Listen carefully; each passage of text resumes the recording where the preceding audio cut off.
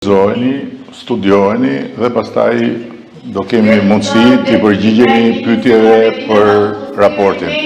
Faleminderit.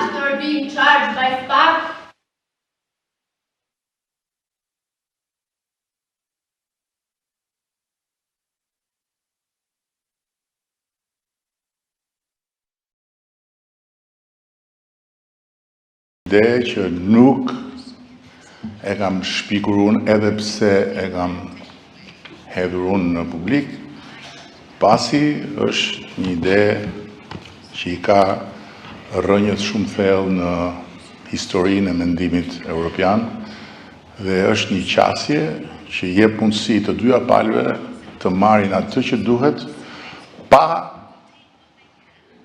krijuar problem për njëra tjetrën. Që do të thotë, ne duam të bëhemi antar të Bashkimit Evropian. Ne duam të ulemi në tryezë si të barabartë. Ne duam të kemi akses të plotë në të gjithë ngrehinën e Bashkimit Evropian nga pikpamja e legjislacionit, nga pikpamja e kapaciteteve, nga pikpamja e buxheteve e të tjera. Ata duan të njëjtën gjë, por ata kanë një frikë që duke qenë 27 dhe ka vështirësi në marrjen e vendimeve, sepse është një familje ku çdo gjë vendoset me konsensus. Tani thon ata, imagjinoni sikur të bëhemi 28, 29, 30, 32, e ku di unë, se sa më e vështirë mund të bëhet. Pavarësisht se ne, si Ballkanas, unë mendoj që sot jemi më të qetë se sa ata vetë që janë ballkanizuar ndërkohë. Dhe kjo është një arsye mjaftueshme për të gjetur një rrugë të ndërmjetme që është pozitive për dy palët. Kështu që unë e shoh këtë si një gjë shumë pozitive. Ne kemi bërë edhe propozime konkrete. Jemi gati të marrim pjesë në çdo lloj diskutimi. Kjo nuk ka nevojë të bëhet me ndryshime traktatesh. Kjo mund të bëhet thjesht me marrëveshje. Dhe mbas një marrëveshje ne ulemi në tryezë. E rëndësishme është që ne të mos kemi veto dhe ata mos trëmben nga vetoja jonë. Kaq.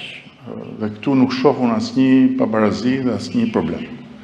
Kështu që e përshëndes plotësisht këtë ide, nuk më gjen fare të surprizuar sepse edhe me komisioneren ndër të tjerë, në takimin e parë që kemi bërë, ja kam thënë dhe këtë, siç e kam thënë dhe kam përsëritur kudo gjithmonë, pavarësisht se kam dëgjuar nga disa që s'janë më fare sot, që jo, ç'është kjo. Ne ju duam juve brenda në shtëpi me të gjitha siç i kemi vetë, edhe me veton. Po më dakord, por kjo nuk është diçka që ka lindur si problem nga ne, kjo ka lindur nga ju. Dhe ne po ju themi që si mund të adresojmë këtë në mënyrë që të jemi bashkarisht në tryezë edhe të mos kemi asnjë shqetësim. As ne për të qenë të barabartë me ju dhe as ju në raport me publikun. Jo, bile njëri nga ata të mëdhejt më tha mua, ju do hyni në Bashkimin Evropian, patjetër dhe ne do ta festojmë bashkë, ai s'është më. Iku. Kështu që unë i kuptoj dëshirat e mira dhe i kuptoj këto, po kohët kanë ndryshuar dhe ne duhet të adaptohemi me kohën dhe është gjëja më normale që të gjejmë një rrugë që të jemi në tryezë dhe as të drejtat tona të mos, se këtu s'bëhet fjalë për drejtat tona. Drejtat tona do jenë të barabarta. Por as shqetësimi i tyre të mos kthehet në një problem për ne që thonë jo prisni një herë ju sa të reformojmë ne Bashkimin Evropian, siç më thoshte një tjetër që është duke ikë tani, se pastaj do ta shikojmë të punë. Jo. Kështu që besoj që jemi shumë okay me këtë.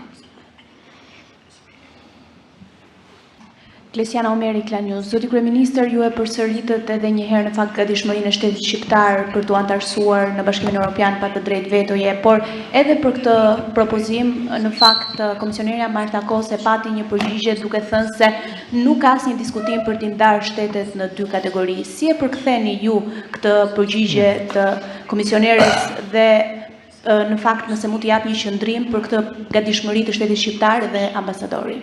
Faleminderit. Mos u lodhin shumë me këtë pjesë, se ky është një diskutim konceptual në nivel të diskutimeve që bëhen për si mund të jenë gjërat. Mos u shqetësoni për këtë. Nuk jemi në atë fazë. Kur të vim në atë fazë, do flasim. Për momentin kemi vetëm një diskutim shumë të përgjithshëm edhe që nuk është kanalizuar në asnjë lloj procesi ku duhet të shqetësohemi ne dhe për më tepër pastaj të shqetësoheni ju që keni kaq shumë gjëra për t'u marrë dhe kaq shumë shqetësime të tjera, sa mos u lodhni me këtë fare, se nuk është fare kjo tema e ditës. Sot tema e ditës është që ky raporti këtu thot shprehimisht që Shqipëria është në rrugën e dur për ta përmbyllur teknikisht procesin e negociatave brenda vitit 2027. Pra ky raporti këtu thot eksaktësisht atë që unë ju thosha për ditë shqiptarëve kur dolëm t'i kërkojmë mbështetjen për mandatin e 4 dhe kur më thuaj nga disa nga i gjen ti këto. I thot tani thot ky. Kjo është gjëja më e rëndësishme që sot duhet të dëgjojnë shqiptarët. Të tjerat janë proces dhe pastaj ky diskutimi është një diskutim që besoj e zauruam dhe s'ka nevojë të merrem më tuti, aq më tepër që u ngrit nga veterani Muhamet Veliu. If I may just repeat what I've just said, that there is a position of the European Pra, qëndrimi i Komisionit Evropian nuk është që të sugjerojë ndonjë ndryshim për traktate që do të ndikojnë rregullat dhe parimet bazë të tij, dhe ajo që ju shpjeguat dy kategori shtetësh anëtare do të ishte pikërisht kjo gjë, dhe kjo nuk është as pak një gjë që ne e kemi në tryez apo në listën e punëve tona në lidhje me Komisionin Evropian. Mola Luku nga Vision Plus. Në fakt, pyetja ime ishte për ambasadorin Gonzato. Zoti ambasador, progres raporti i Komisionit Evropian dhe njëherë certifikoi zgjedhjet e 11 majit. Megjithatë, mbetet shqetësuese polarizimi politik dhe dialogu. Në kushtet kur Shqipëria tashmë duhet të çojë përpara një sër ligjesh për integrimin. A keni ju një mesazh për palët politike? Faleminderit.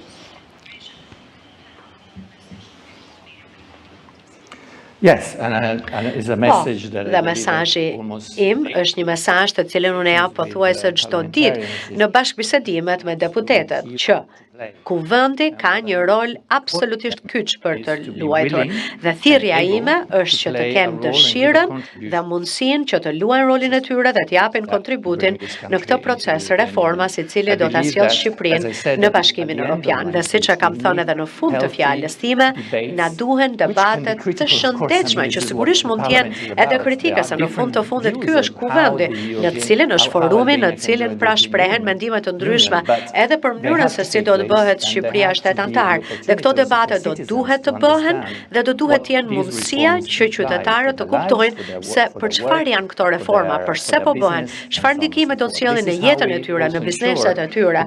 Dhe kështu ne sigurohemi që reformat të jenë të qëndrueshme edhe në periudhën afatgjatë, sepse njerëzit do të kuptojnë që ato janë reforma që kanë të bëjnë edhe me ta. Faleminderit. Lexojeni, studiojeni dhe pastaj do kemi mundësi të përgjigjemi pyetjeve për raportin. Faleminderit.